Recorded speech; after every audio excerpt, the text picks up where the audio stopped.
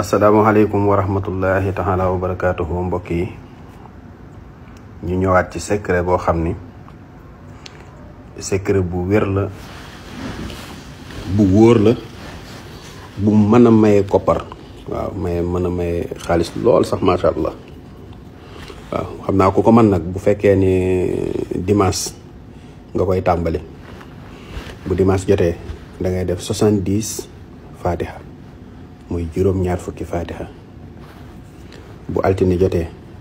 nga def juróom benn fukki fatiha mooy 60 fatiha bu talaata jotee nga def 50 fatiha mooy juróom fukki fatiha bu àllarba jotee nga def 40 fatiha mooy ñeent fukki fatiha bu alxamis jotee nga def 30 fatiha mooy fanweeri fatiha bu ajjuma jotee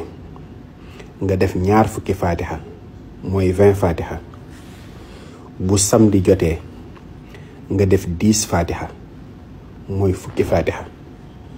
léegi nag noonu nga koy def rek di ko def chaque semaine noonu nga koy defee man daal wax naa leen ni képp ku yàlla dogal nga def ko incha allahu rabbi at mii na nga xool sa bopp maanaam bu dee ci wàllu xéewal moom di nit ñi dinañ dem ba jàpp ni yow dangaa bokk ci ñiy luxus ndax sunu borom moom moo koy joxe te faatixatul kitaab wax naa leen ni mën na lu ne wasalaamu aleykum wa rahmatullahi taala wa barakaatuhu